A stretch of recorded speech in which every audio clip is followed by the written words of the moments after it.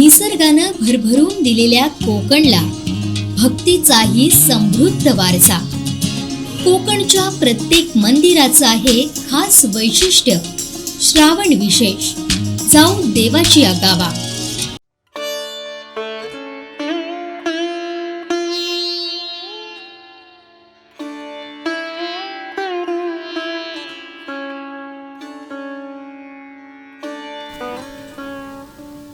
वाटेत गर्द वनराई असलेलं हिरवगार सुंदर गाव म्हणजे तिरोडा. सावंतवाडी तालुक्यातील हे छोटंसं गाव. आणि याच गावातील श्रीदेवी माऊली मंदिराच्या आसपासचा परिसर अतिशय सुंदर आहे. इथं आल्यावर पाऊल पुढे पडतच नाही.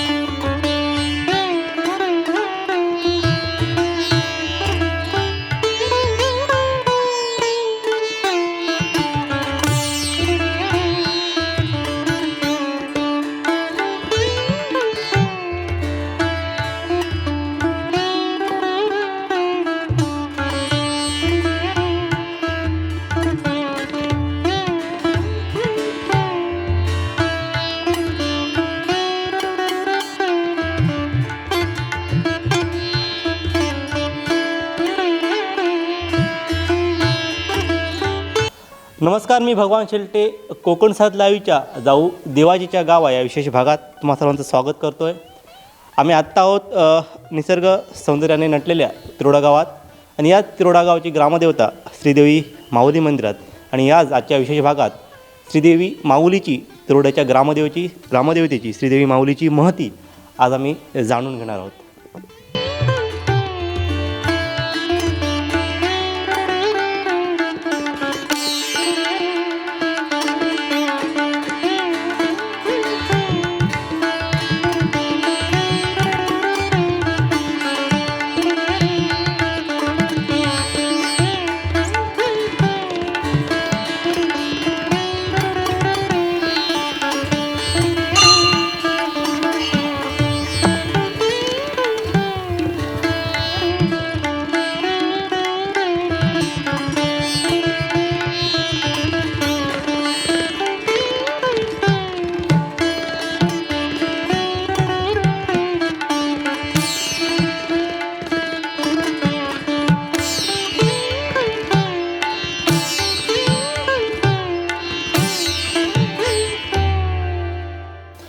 आम्ही आत्ता आहोत तिरोडा गावची ग्रामदेवता श्रीदेवी माऊलीच्या समोर. आपण पाहता श्रीदेवी माऊलीची सुंदर अशी मनमोहक मूर्ती, पाषाण आणि एकदम प्रसन्न असं वातावरण आहे या मंदिरात आल्यानंतर.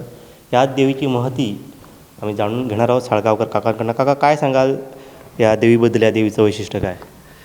ही तिरोडा गावची ग्रामदेवता आहे आणि आमच्या गावची लोकसंख्या जवळपास 1500 ते 2000च्या दरम्यान आहे. आणि हे आमचं खूप म्हणजे ह्या किती वर्ष पूर्वीचे आहे हे सांगणं थोडं कठीण आहे. पण काही वर्षापूर्वी इथे अगदी सुरुवातीला झापांचं छप्पर होतं ह्या देवीवर. आणि मग हे झापांचं छप्पर होऊन नंतर कौलारू छप्पर झालं. आणि आमची माऊली, शिरोडाची माऊली आणि आजगाव रवळनाथ हे सगळे तिन्ही देव हे एकत्र त्रयी आहेत. म्हणजे शिरोड्याची माऊली आणि आमची माऊली ह्या बहिणी. त्यात आमची माऊली ही गरीब बहीण आणि शिरोड्याची माऊली ही श्रीमंत बहीण, अशी एक आख्यायिका पूर्वी होती. आणि रवळनाथ देव जो आहे तो त्रयस्थ देव. म्हणजे त्याला आमच्याकडे काही वाद वगैरे झाले असतील तर त्या देवाने ते मिटवावेत असा इथला प्रघात आहे. आता आमच्या देवीची जी महती आहे ती अशी की आमच्या देवीकडे कौल प्रसाद वगैरे लागतात. एका बाजूला 16 प्रसाद, एका बाजूला 14 प्रसाद असे लागतात. आणि आमच्या देवीचे भजक हे जास्तीत जास्त गोवा, मुंबई असे बाहेर आहेत. कानपूर, लखनौ इकडेसुद्धा लोक आहेत आमचे. आणि या देवीकडे झालेला जो प्रसाद आहे, कौल जो आहे, तो खात्रीचा प्रसाद 3रा किंवा 5वा असा आम्ही मानतो. आणि हा प्रसाद आतापर्यंत देवीने कधीही खोटा ठरवलेला नाही आहे, अशी आमच्या देवीची महती आहे. आणि लोक अगदी जत्रा, आमच्याकडे जत्रा मार्गशीर्ष शुद्ध पंचमीला, साधारणपणे डिसेंबरला ही जत्रा येते. मार्गशीर्ष शुद्ध पंचमीला एक जत्रा असते आणि दुसरी वाढदिवसाची एक जत्रा असते. 2 फेब्रुवारी 88ला आमच्याकडे ह्या देवीची स्थापना झाली, नवीन स्थापना. आणि त्या दिवसापासून एक वाढदिवसाची जत्रा होते, ती रामदास नवमीला होते, म्हणजे साधारणपणे ती फेब्रुवारीला येते. असं हे माऊली देवस्थान आहे. वर्षभराचे सगळे कार्यक्रम इथे होतात. अगदी सप्ताह होतो, आत्ताच काल परवा सप्ताह झाला 2 दिवसाचा.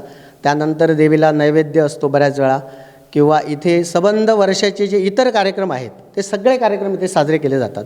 आणि बहुसंख्य लोक इथे चांगल्या भावनेने येतात. अजून एक मुद्दा आहे, मी कौलांचा बोलला ना, की म्हणजे बऱ्याच देवस्थानांची कौल लावण्याच्या प्रथा परंपरा वेगळ्या आहेत. इथलं असं काय वेगळंपण आहे देवीचं कौल लावण्यात? आमच्याकडे कौल हे वडाच्या पानाचे लागतात आणि खालून जे प्रसाद असतात 3रा किंवा 5वा हे 100% खात्रीचे प्रसाद. आणि वरून जर प्रसाद असेल तर तो थोडा मागे पुढे असतो, मग त्याच्यावर काहीतरी तोडगा वगैरे शोधून काढतात. पण एकदा खात्रीचा प्रसाद झाल्यानंतर असे बरेच लोकांचे अनुभव आहेत. म्हणजे काही लोकांचे असे प्रॉब्लेम्स असतात, कोणाचं लग्न जुळालं नाही, कोणाला मुलबाळ नाही, असे लोक इथे पुन्हा येऊन सांगतात की मी असा असा कौल देवीकडे घेतला आणि माझं काम झालं. कोणाचा कारखाना बंद पडला, तो सुरू झालेला आहे. कोणाचं नोकरी गेलेली पुन्हा मिळालेली आहे आमच्या देवीच्या इथे येऊन, किंवा अशा जे जे प्रसंग माणसावर आलेले आहेत. काही माणसानं तर असं सांगितलेलं होतं की आता तुझे 6 महिने राहिलेत, असा तुला दुर्धर आजार आहे, तर देवीने कौल दिल्यानंतर तो मनुष्य अजून 6 महिने नाही 6 वर्षापर्यंतसुद्धा जिवंत राहिला, अशा आख्यायिका देवीच्या आहेत. ज्याच्या आख्यायिका येऊन भक्त ते सांगतात. असे लोक ज्यांना अनुभव आले ते सगळे लोक, म्हणजे ते लोक पुन्हा येऊन कोणाला हे सांगतात इथे असं असं झालं म्हणून. आणि काका, म्हणजे प्रत्येक देवस्थानची पंचायतन देवस्थान वगैरे असतात, तसं या माऊली देवीची अजून म्हणजे सहकारी देव असे काय आहेत? आता आमच्याकडे हे माऊली पंचायतन देवस्थान आहे. त्यात एक महादेव मंदिर आहे. इथूनच जवळ एक अर्धा किलोमीटरसुद्धा नाही, अगदी जवळ महादेव मंदिर आहे. तिथे वार्षिक सगळे उत्सव होतात. महाशिवरात्र होते. कार्तिक पौर्णिमेला आमच्याकडे तिथे षडानंद आहे, षडानंदाची मूर्ती आहे, कारण ही देवळं फार कमी आहेत आपल्या जिल्ह्यामध्ये. त्यानंतर महादेवाच्या शेजारी गणपती मंदिर आहे छोटं, तिथले सगळे कार्यक्रम वार्षिक होतात. आणि एक इथलं आमचं पहिलं मंदिर, म्हणजे माऊली मंदिरच्याही अगोदरचं मंदिर हे दावारेश्वर मंदिर. आणि त्या दावारेश्वर मंदिरामध्ये रुजीव पाषाण आहे आणि तिथे तो सत्पुरुषाचं स्थान असं मानलं जातं. त्या ठिकाणी रात्री 12 नंतर थांबायचं नसतं असा एक प्रघात आहे आणि तो आजपर्यंत आम्ही पाळलेला आहे. ज्यावेळी हे मंदिर बांधायला घेतलं काही वर्षापूर्वी, तेव्हा स्लॅबचं काम सुरू होतं आणि स्लॅब घालणारी माणसं म्हणाली की आम्ही इथेच राहतो म्हणून. आम्ही त्यांना सांगून पाहिलं की तुम्ही इथे थांबू नका, इथली अशी परिस्थिती आहे की रात्री 12 नंतर इथे थांबत नाहीत म्हणून. ते म्हणाले आम्हाला असं काही नाही. आणि त्या दिवशी त्यांना असा काही अनुभव आला की थोडा स्लॅबसुद्धा त्यावेळी कोसळलेला आहे आणि रात्री तिथलाच फक्त लाईट जायला लागला, तिथलाच लाईट जायला लागला. मग त्यांनी दुसऱ्या दिवशी सांगितलं, बाकी गावातली लाईट दिसत होते, आमचाच लाईट जातो आहे. मग आम्ही पुन्हा त्यांना सांगितलं, मग त्यांनी आपली जागा बदलली आणि मग दिवसाचं ते काम करायचे, अशी तिथली आख्यायिका आहे. आणि तिथे दुसरी गोष्ट म्हणजे एक अनसान पराब होते. म्हणजे आमची जत्रा झाली ना त्याच्याबरोबर 5व्या दिवशी तिथे कोंब्याची जत्रा असते. म्हणजे तिथे पूर्वी कसं होतं, एक समजा औत असलं, एक बैलजोडी असली शेतकऱ्यांकडे, तर 5 तांदूळ द्यायचे. असे 3.5 खंडी तांदूळ यायचे. हे सगळे तांदूळ संध्याकाळी 5 वाजता अवसारी देव जो असायचा तो ओतून घ्यायचा. म्हणजे देव उभे राहायचे, मग ते तांदूळ ओतायचे देवांच्या हातावर आणि ते सगळेच्या सगळे तांदूळ शिजवायचे तिथे. ते शिजवल्यानंतर प्रत्येक घरातून एक कोंबा दिला जायचा. हे कोंबा देण्याचा प्रकार हिंदूच लोक करत होते असे नाही, ख्रिश्चन लोक आमच्या गावात आहेत किंवा इतर जे लोक आहेत ते सुद्धा कोंबा देत होते. अजूनही तो देतात. आता ती थोड्या कमी प्रमाणात झाली. मग हळूहळू शेती कमी झाली, गुरं कमी झाली, जोतं कमी झाली, त्या प्रमाणात मग ते थोडं कमी झालं. पण आता साधारणपणे 1 खंडी 1.25 खंडीपर्यंत अजून होतं. जत्रेच्या 5व्या दिवशी 5 वाजता तो कार्यक्रम असतो. तो सगळा भात तिथे आम्ही शिजवला जातो. मग गावातून 3 ठिकाणी, प्रमुख 3 ठिकाणी दादरे नावाचा एक प्रकार जातो. म्हणजे असं ह्याचं बांबूपासून बनवलेली एक टोपली असते, त्याला काय म्हणतात ते कधी दादरो, त्याला दादरा असं म्हणतात. दादरा, त्या दादऱ्यामध्ये भात आणि एक एक कोंबा तिथे पाठवला जातो. मग तो कोंबा तिथे पुरतात वगैरे. आणि त्यावेळीसुद्धा देवळातून बाहेर कोणी पडत नाही तितक्या वेळी, फक्त वाजवणारा जातो. त्यांच्याबरोबर इर्तिक मंडळी म्हणजे देवसेवक आमचे जातात, गावातले पण काही लोक जातात. तिथेसुद्धा अशी पद्धत आहे की एकदा ते कार्य पूर्ण झालं की पुन्हा मागे वळून पाहायचं नाही, तिथून यायचं. त्याप्रमाणे अजूनही लोक ते मानतात. मग ते सगळे लोक आल्यानंतर पुन्हा ढोल वाजवले जातात, पुन्हा अवसार उभा राहतो. मग ते बाहेर गेलेले लोक शुद्ध होतात आंघोळ वगैरे करून. नंतर मग तो भात प्रसाद म्हणून सगळ्यांना वाटतात. आणि एक लोपादर नावाचा प्रकार आहे, तो आमच्या ह्या आता भागापासून जरा बाहेरच्या बाजूला असतो, म्हणजे ह्या मळेवाडच्या त्या दिशेला असतो लोपादर म्हणून. तिथे एक हे नेले जातं, एक तपेलं नेलं जातं. आणि तो मान आमचा आहे, साळगावकरांचा, तपले नेण्याचा. आणि अशी आमच्या घरात पण एक आख्यायिका आहे. आमचे वडील मुंबईला होते, तर ते एका वर्षी आले नाहीत आणि काकांना जायला सांगितलं, काका गेले नाहीत, तर ते काका आमचे वारले 3 महिन्यांनी. अशी पण आख्यायिका एक आहे.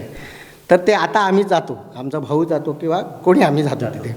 तिथे अशी पद्धत आहे की 42 वाड्या करतात त्या भाताच्या आणि वडे भाजतात. वडे 7 शेर ते मापून काढतात तिथे देवळामध्ये, त्याचे वडे भाजतात आणि ते वडे तिथे वाढले जातात. आणि त्या कार्यक्रमात सगळ्यात महत्त्वाचं म्हणजे रेडी माऊलीला आमच्याकडून एक ओटी जाते नेहमी. म्हणजे पहिली तिथे तांदूळ ओतल्याबरोबर शिजवायच्या अगोदर तो मानपान असतो, त्याच्यात रेडी माऊलीला एक ओटी जाते. आणि मग तिथे ते लोपादर सकाळी असतं. हे सगळं आटोपल्यानंतर हातपाय धुवायच्या अगोदर येऊन देवाला प्रसाद लावायचे असतात. आणि मग तो प्रसाद उजवा पडायला लागतो. समजा डावा पडला असेल तर मग तुळशीपत्र वगैरे ठेवून तो उजवा करून घ्यावा लागतो, कारण ते परत काय करता येत नाही प्रकार. असा तो एक प्रकार जो आहे तो थोडासा म्हणजे अजूनही लोकांच्या मनावर असा बिंबलेला प्रकार आहे. मग त्याच्यापासून कोण चॅलेंज करत नाही. किंवा आता मी म्हटलं तसं बुवा देवळातून आता बाहेर पडायचं नाही दादरे गेल्यानंतर, तर असं कोण शहाणपणा करत नाही की बाबा चला काय होईल ते बघूया, असं कोण करत नाही अजूनपर्यंत. अजून एक तुम्ही बोललात की म्हणजे सर्व धर्माचे लोक त्याच्यात सहभागी होतात. आणि अजून एक मगाच्या तुमच्या चर्चेत झालं की इथे असे मोठेपणा कोणाचा नाही, गुण्या गोविंदाने गावकरी नांदतात ते. आमच्याकडे इतर गावांसारखं नाही. आमच्याकडे आम्ही गावकर ही उपाधी नाही. आमच्याकडे मर्याददार आहेत, 5 मर्याददार आहेत. धावसकर, साळगावकर, साटेलकर, आडारकर आणि सावंत असे 5 जण आहेत. हे लोक मिळून करतात, मर्याददार म्हणून करतात, गावकर असं नाही. म्हणजे कार्यक्रमाला सुद्धा हेच लोक असतात. प्लस आम्ही काय करतो, एखादा कार्यक्रम समजा नवीन करायचा असला तर देवीचा कौल घेतो, या कार्यक्रमाला कोणी बसावं. म्हणजे वादाचा प्रश्न येत नाही. देवानं एकदा सांगितलं की हा मनुष्य बसणार ह्या कुळातला, मग तो मनुष्य बसतो. मर्याददार अशी आमच्याकडे उपाधी आहे त्यांना. आम्ही बाकीच्या काही गावामध्ये कसं ते गावकर वगैरे असं असं तसा प्रकार नाही मर्याददार. अजून एक प्रश्न आहे की तुम्ही मगाशी म्हणाल तरी देवी म्हणजे आंघोळीसाठी कुठेतरी तीर्थस्थानाला जाते, तो काय? आता आमच्याकडे पूर्वी अशी पद्धत होती. आत्ता काय झालं, मधल्या काळामध्ये काही ते थांबली आहे की जेव्हा सोमवती असते किंवा महोदय असतो त्यावेळी जाताना आजगाव रवळनाथ, तिरोडा माऊली आणि शिरोडा माऊली हे तिन्ही देव मिळून जातात. कारण हे यांचं एक सर्कल आहे देवांचं तिन्ही. आणि आजगावचा जो देव आहे ना तो त्याच्यातला मेन देव रवळनाथ. मग रवळनाथ समजा जायचा असला तर तिरोड्याला पत्र येतं किंवा निरोप यायचा. पूर्वी पत्र यायचं की आम्ही सोमवतीला चाललो आहोत, तेव्हा तुम्ही तयारीनिशी या. एकदा रवळनाथाचा निरोप आल्यानंतर आम्ही देवी घेऊन गावातले सगळे लोक महोदयाला जात असू. कारण लहानपणी आम्ही बऱ्याच वेळा गेलेले आहोत महोदयाला. म्हणजे गावातले बरेच लोक जातात, एक वेगळा उत्साह असतो त्यावेळी. तर मग इथून गेल्यानंतर शिरोड्याच्या सीमेवर पहिलं समजा आजगाववाले आले, रवळनाथ देव आला, तर ते लोक सबंध आपल्या सल्तनासकट तिथे थांबत असत, तिरोडा माऊलीची वाट बघत. समजा आम्ही पहिल्यांदा गेलो, आम्ही तिथे थांबत असू, मग रवळनाथ शिरोडा माऊली घेऊन सगळे मिळून जात असत. आमचा असा एकही कार्यक्रम नाही की देवीचा कौल आम्ही घेतला नाही असं. कारण देवीचा कौल घेण्यामागे उद्देश असा की एकदा देवीचा निर्णय म्हणजे त्याला ऑब्जेक्शन कोणाचं येत नाही. त्यामुळे आम्ही स्वतः म्हणून इथे कमिटी आहे, पश्चिम महाराष्ट्र देवस्थान कमिटीकडे आमची कमिटी रजिस्टर आहे, सगळा कारभार कमिटीमार्फत चालतो, सगळे खर्च सगळं काही चालतं. परंतु आम्ही वैयक्तिक कोणाचंही काही ऐकून एकही गोष्ट करत नाही.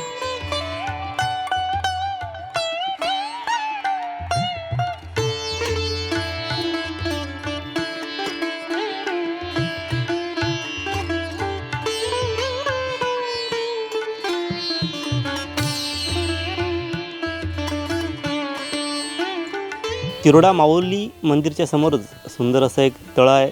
म्हणजे बराच विस्तीर्ण भागात हे तळ आहे. या तळ्याबद्दल काका काय सांगाल?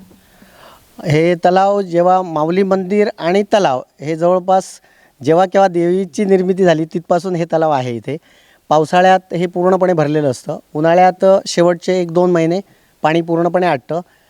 आणि इथे 2 विहिरी होत्या कोपऱ्यात पूर्वीच्या, आता त्या बुजलेल्या आहेत. आता आम्ही एक नवीन विहीर झाडं वगैरे आहेत त्याच्यासाठी मारलेली आहे.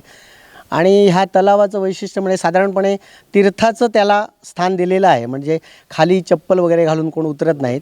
पावसाळ्याच्या दिवसात मुलं वगैरे पोहतात. आणि इथे काही गावातल्या काही भागातले गणपती वगैरे विसर्जनाचं एक काम पहिल्यापासून सुरू आहे. हे आता थोडं नादुरुस्त अवस्थेमध्ये आहे. समोरची जी बाजू आहे ती एक कोसळली होती. 4 वर्षापूर्वी देवस्थानने ही आपल्या खर्चामध्ये बांधून घेतलेली आहे. आणि मधल्या काळामध्ये गव्हर्मेंटकडे प्रयत्न करून एक प्रस्ताव केलेला होता आणि तो मान्यही झालेला होता. आणि तोपर्यंत कोविड काळ आला आणि कोविड काळामुळे तो प्रस्ताव आमचा बारगळला गेला.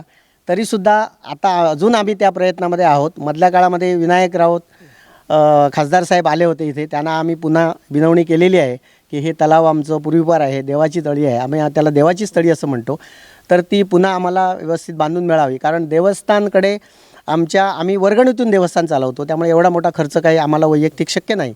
तर बघू, देवीची इच्छा की ते प्रमाणे व्हावं आणि तो तलाव व्हावा. तलावात बघितल्यानंतर चिरे दिसतात, म्हणजे कातळ भाग आहे. काय आता तलाव जो आहे ना तो पूर्णपणे आत कातळ आहे. फक्त जिथे आम्ही गणपती उडवतो तिथे गणपतीची माती थोडीशी आहे. पण काही वेळा आता मधल्या 2 वर्षापूर्वी एकदा ते साफ केलेलं होतं, माती थोडी काढलेली होती. आणि पूर्वी याच्यातले चिरे पण काढलेले आहेत देवळासाठी चिरे पण काढलेले आहेत. असं कोकीर पूर्वी असायचे ते, म्हणजे कुदळ्याने चिरे काढायचे. नैसर्गिक आहे, पूर्णपणे नैसर्गिक आहे.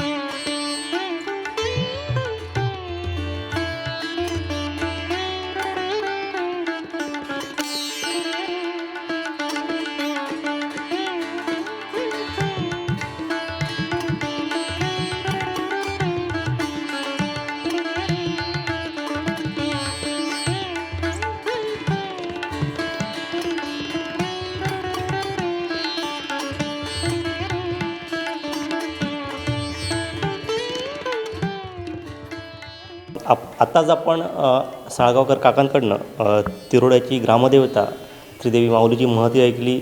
अनेक भागातनं या देवीसाठी कौल लावण्यासाठी लोक येतात, भाविक येतात. आणि ज्या काही परंपरा आहेत त्या परंपार इथले ग्रामस्थ चालवत आहेत, गुण्यागोविंदाने चालवत आहेत. त्याचं एक वेगळं असं वैशिष्ट्य आहे. आणि निसर्गाने भरभरून दिलेला हा तिरोडा गाव आजही देवीच्या आज्ञेप्रमाणे, देवीच्या आशीर्वादाने, गुण्यागोविंदाने नांदत आहे, असं काकांचं म्हणणं आहे. कॅमेरामॅन साहिल बागवेसह भगवान शेलटे, कोकणसाद लाईव्ह, तिरोडा, सावंतवाडी.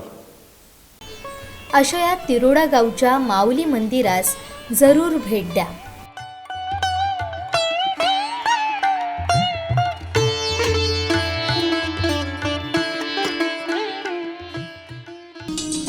निसर्गानं भरभरून दिलेल्या कोकणला भक्तीचाही समृद्ध वारसा. कोकणच्या प्रत्येक मंदिराचं आहे खास वैशिष्ट्य.